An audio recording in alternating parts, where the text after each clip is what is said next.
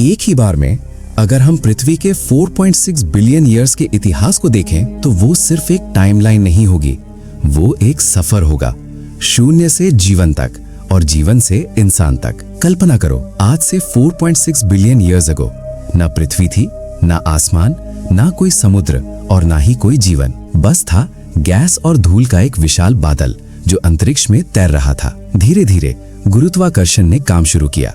छोटे छोटे कण एक दूसरे से टकराने लगे, जुड़ने लगे और घूमने लगे। करोड़ों साल बीतते गए। ये कण बड़े पत्थरों में बदले, पत्थर छोटे ग्रहों में, और फिर जन्म हुआ पृथ्वी का। लेकिन ये पृथ्वी आज जैसी नहीं थी। ये एक जलता हुआ आग का गोला थी। सतह पूरी तरह पिघली हुई, चारों तरफ लावा, आसमान में जहरीली गैसें, कार्बन डाइऑक्साइड, मीथेन, अमोनिया। कोई ऑक्सीजन नहीं, कोई पानी नहीं। हर कुछ समय में कोई न कोई एस्ट्रॉइड पृथ्वी से टकराता। हर टक्कर पृथ्वी को फिर से पिघला देती। ये एक खतरनाक दुनिया थी जहां स्टेबिलिटी नाम की कोई चीज नहीं थी। लेकिन करीब 4.5 बिलियन ईयर्स अगो एक बहुत बड़ी घटना हुई। मार्स के आकार का एक ग्रह, जिसे थिया कहते हैं, सीधे पृथ्वी से टकराया। इम्पैक्ट इतना पावरफुल था कि पृथ्वी का एक हिस्सा अंतरिक्ष में उड़ गया। पिघली हुई चट्टान स्पेस में फैल गई। लेकिन ग्रेविटी ने फिर काम किया। वो टुकड़े धीरे धीरे एक साथ आने लगे और लाखों साल बाद चांद का जन्म हुआ। इस टक्कर ने पृथ्वी को बदल दिया। पृथ्वी तेज घूमने लगी। एक दिन सिर्फ 6 घंटे का रह गया। एक्सिस टिल्ट हो गया, टाइड्स मजबूत हो गए। अब शुरू हुआ टक्करों का दौर। अगले 300 मिलियन ईयर्स तक एस्ट्रॉइड्स और कॉमेट्स लगातार पृथ्वी से टकराते रहे। लेकिन इन्हीं के साथ आया पानी। कॉमेट्स में मौजूद बर्फ टकराव के बाद भाप बनी, आसमान में जमा होती गई। धीरे धीरे क्लाउड्स बने और फिर बारिश शुरू हुई। ये बारिश कुछ दिनों की नहीं थी, ये लाखों साल तक चली। कल्पना करो, पूरी पृथ्वी लगातार बारिश में डूबी हुई। लावा ठंडा हो रहा है, भाप कंडेंस हो रही है और धीरे धीरे करीब 4.2 बिलियन ईयर्स अगो पहले महासागर बने। अब पहली बार पृथ्वी शांत हुई। अब पहली बार एक स्टेबल एनवायरनमेंट बना। अब पहली बार जीवन के लिए रास्ता खुला। करीब 3.8 से 3.9 बिलियन ईयर्स अगो समुद्र के गहरे हिस्सों में, जहां सूरज की रोशनी नहीं पहुंचती, वहां कुछ अद्भुत हुआ। गर्म पानी मिनरल से भरा हुआ केमिकल रिएक्शंस को ट्रिगर कर रहा था। सिंपल मॉलिक्यूल्स धीरे धीरे कॉम्प्लेक्स बने, अमीनो एसिड्स बने, प्रोटीन्स बने और फिर एक ऐसी संरचना बनी जो खुद को कॉपी कर सकती थी। यही था पहला जीवन, एक माइक्रोस्कोपिक सेल जिसे हम लूका कहते हैं। ये बहुत सिंपल था, ना आंखें, ना दिमाग, ना मूवमेंट, बस एक काम, सर्वाइव करना और मल्टीप्लाई करना। लेकिन यही शुरुआत थी। करीब 2.6 बिलियन ईयर्स अगो पृथ्वी का वातावरण बेहद जहरीला था। Methane, ammonia, carbon dioxide, oxygen लगभग नहीं थी। लेकिन समुद्र में कुछ छोटे जीव इवॉल्व हो रहे थे, साइनोबैक्टीरिया। उन्होंने एक नया तरीका खोजा, फोटोसिंथेसिस। उन्होंने सूरज की रोशनी से एनर्जी बनानी शुरू की और साथ में ऑक्सीजन छोड़े। शुरुआत में ये ऑक्सीजन पानी में ही घुलती रही, लेकिन धीरे धीरे ये हवा में जमा होने लगी और फिर पृथ्वी बदल गई। ग्रेट ऑक्सीजनेशन इवेंट शुरू हुआ। आसमान साफ होने लगा, पानी नीला दिखने लगा। लेकिन जो जीव ऑक्सीजन के बिना जीते थे, उनके लिए ये जहर था। मास एक्सटिंक्शन हुआ, लेकिन नई पॉसिबिलिटीज भी आई। ऑक्सीजन ने एनर्जी को ज्यादा एफिशिएंट बना दिया और यही आगे चलकर कॉम्प्लेक्स लाइफ की नींव बना। लेकिन ऑक्सीजन बढ़ने से टेम्परेचर गिर गया। करीब 2.4 बिलियन ईयर्स अगो पृथ्वी फ्रीज हो गई, महासागर जम गए, जमीन बर्फ से ढक गई। पूरी पृथ्वी एक बर्फ की गेंद बन गई। लेकिन जीवन खत्म नहीं हुआ, वो छिप गया समुद्र की गहराइयों में, ज्वालामुखियों के पास, और इंतजार करता रहा। धीरे धीरे वोल्केनो से CO2 निकला, टेम्परेचर बढ़ा और बर्फ पिघलने लगी। जीवन फिर से आगे बढ़ा। करीब 1.6 बिलियन ईयर्स अगो एक बड़ा बदलाव हुआ। एक सेल ने दूसरे सेल को अपने अंदर ले लिया, लेकिन उसे खत्म नहीं किया, बल्कि दोनों साथ रहने लगे। इसे कहते हैं एंडोसिम्बायोसिस और इससे बना यूकैरियोटिक सेल। अब लाइफ सिंपल नहीं रही, अब कॉम्प्लेक्सिटी शुरू हो गई। सेल स्पेशलाइज्ड होने लगे और यहीं से मल्टी सेल्यूलर लाइफ की शुरुआत हुई। करीब 800 मिलियन ईयर्स अगो अब जीवन धीरे धीरे बदल रहा था। सिंगल सेल ऑर्गेनिजम्स अब अकेले नहीं रहना चाहते थे, उन्होंने मिलकर काम करना शुरू किया। छोटे छोटे सेल्स एक साथ जुड़ने लगे, कुछ सेल्स मूवमेंट के लिए, कुछ एनर्जी बनाने के लिए, कुछ प्रोटेक्शन के लिए। यहीं से शुरू हुई मल्टी सेल्यूलर लाइफ। अब जीवन सिर्फ सर्वाइव नहीं कर रहा था, वो इवॉल्व कर रहा था। करीब 600 मिलियन ईयर्स अगो समुद्र में दिखाई दिए पहले कॉम्प्लेक्स जीव।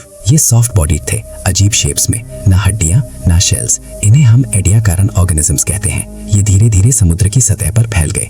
लेकिन ये दुनिया अभी भी शांत थी। कोई बड़ा प्रेडेटर नहीं, कोई तेज कंपटीशन नहीं। लेकिन ये शांति ज्यादा समय तक नहीं रही। करीब 541 मिलियन ईयर्स अगो एक ऐसा मोमेंट आया जिसने पूरी पृथ्वी पर लाइफ को बदल दिया। Cambrian explosion. अचानक जीवन एक्सप्लोड हो गया। हर तरफ नए जीव, शेल्स वाले, आइज वाले, तेज चलने वाले, तैरने वाले। अब पहली बार प्रेडेटर और प्रे का कॉन्सेप्ट आया। जीवन अब एक रेस बन गया। जो तेज था वो बच गया, जो धीमा था वो खत्म हो गया। समुद्र अब एक बैटलफील्ड बन चुका था। अजीब अजीब क्रीचर्स तैर रहे थे, कुछ इतने खतरनाक कि अपने शिकार को पल भर में खत्म कर देते, और कुछ इतने कमजोर कि हर समय डर में जीते। लेकिन एवोल्यूशन यही नहीं रुका। करीब 500 मिलियन ईयर्स अगो जीवन ने पहली बार समुद्र से बाहर निकलने की कोशिश की। चट्टानों पर छोटे छोटे ऑर्गेनिजम्स बसने लगे, लेकिन फंगस और एल्गी का कॉम्बिनेशन। इन्होंने रॉक्स को तोड़ा, धीरे धीरे मिट्टी बनाई, और पहली बार पृथ्वी पर जमीन बनी जहां लाइफ ग्रो कर सके। फिर आए पौधे। शुरुआत में छोटे, सिंपल, लेकिन धीरे धीरे उन्होंने पूरी जमीन को कवर करना शुरू कर दिया। पृथ्वी अब हरी होने लगी। करीब 450 मिलियन ईयर्स अगो प्लांट्स और कॉम्प्लेक्स हो गए।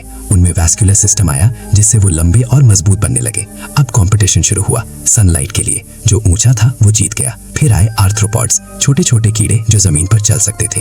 ये पहले एनिमल्स थे जिन्होंने लैंड पर कदम रखा। धीरे धीरे इकोसिस्टम बनना शुरू हुआ। प्लांट्स, इंसेक्ट्स, माइक्रो ऑर्गेनिजम्स सब एक दूसरे पर डिपेंड होने लगे। करीब 400 मिलियन ईयर्स अगो समुद्र में मछलियों का राज था। वर्टेब्रेट्स डोमिनेट कर रहे थे। कुछ मछलियों ने लंग्स डेवलप किए और फिन्स को मजबूत किया। धीरे धीरे उन्होंने शैलो वाटर में रहना शुरू किया, और फिर एक दिन उन्होंने जमीन पर कदम रखा। ये थे पहले एम्फीबियंस। उन्होंने हवा में सांस लेना सीखा, चलना सीखा। अब लाइफ 2 दुनियाओं में थी, पानी और जमीन। लेकिन एम्फीबियंस अभी भी पानी पर डिपेंड थे। उन्हें रिप्रोडक्शन के लिए पानी चाहिए था। फिर इवोल्यूशन ने एक और कदम लिया। करीब 320 मिलियन ईयर्स अगो रेप्टाइल्स आए। उन्होंने एग्स डेवलप किए जिनमें प्रोटेक्टिव शेल था। अब उन्हें पानी की जरूरत नहीं थी। अब लाइफ पूरी तरह लैंड पर आ गई।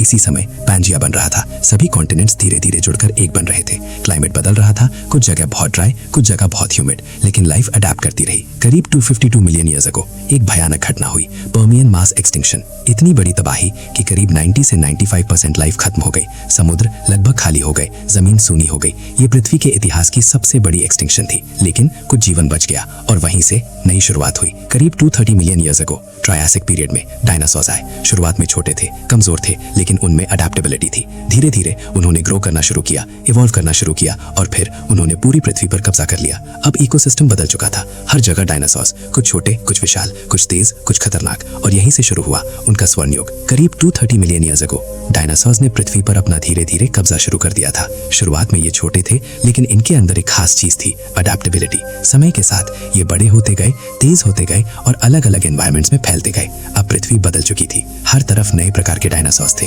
कुछ जमीन पर राज करते थे, कुछ हवा में उड़ते थे, और कुछ पानी में भी शिकार करते थे। करीब 200 million years ago Jurassic period शुरू हुआ। ये डायनासोर्स का गोल्डन एरा था। विशाल लंबाई वाले सौरोपॉड्स, तेज दौड़ने वाले प्रेडेटर्स, हवा में उड़ने वाले प्टेरोसॉर्स। हर इकोसिस्टम पर उनका नियंत्रण था। जंगल, मैदान, नदियां और समुद्र, हर जगह सिर्फ वही थे। लेकिन एवोल्यूशन रुकता नहीं। करीब 150 मिलियन ईयर्स अगो पृथ्वी पर एक बड़ा बदलाव आया।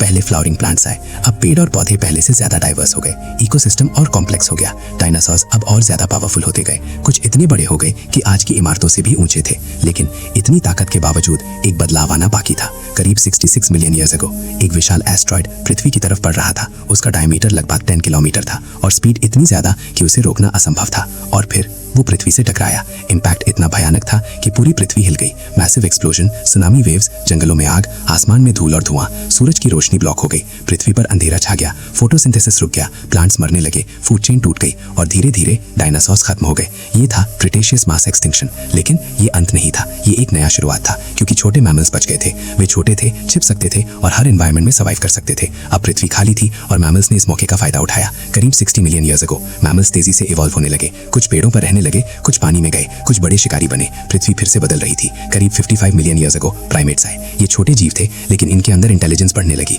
ये पेड़ों पर रहते थे और धीरे धीरे सीख रहे थे, ऑब्जर्व करना, प्लान करना और सर्वाइव करना। करीब 7 million years ago human linear chimpanzee से अलग हुई। अब एक नई दिशा शुरू हुई, upright walking, tool use, social behaviour. करीब 4 million years ago early human ancestors आए, जैसे ऑस्ट्रेलोपिथेकस और आर्डिपिथेकस। इन्होंने सीधा चलना शुरू किया, हाथ फ्री हुए और टूल्स बनाने की क्षमता आई। करीब 2 मिलियन ईयर्स अगो होमो इरेक्टस आया। ये फायर का इस्तेमाल करना जानता था। इन्होंने हंटिंग सीखी, माइग्रेशन शुरू किया और धीरे धीरे पूरी दुनिया में फैल गए। फिर एवोल्यूशन और आगे बढ़ा। नियांडरथल्स आए, फिर मॉडर्न ह्यूमंस आए, होमो सेपियंस। इनके पास सबसे बड़ा हथियार था ब्रेन। इन्होंने लैंग्वेज डेवलप की, सोसाइटी बनाई, टूल्स बनाए, कल्चर डेवलप किया और फिर धीरे धीरे ह्यूमन सिविलाइजेशन शुरू हुई, खेती शुरू हुई, सिटीज बनी, टेक्नोलॉजी विकसित हुई और आज हम यहाँ हैं एक ऐसी स्पीशीज के रूप में जो सोच सकती है, बना सकती है और दुनिया को बदल सकती है। लेकिन अगर हम पीछे देखें तो हम सिर्फ एक छोटे से सिंगल सेल से आए हैं और पूरा सफर 4.6 बिलियन ईयर्स का था। ये सिर्फ एवोल्यूशन नहीं है, ये सर्वाइवल की सबसे बड़ी कहानी है। हर एक्सटिंक्शन के बाद लाइफ वापस आई और हर बार पहले से ज्यादा स्ट्रॉन्ग बनकर आई और आज तुम इस पूरी कहानी का हिस्सा हो।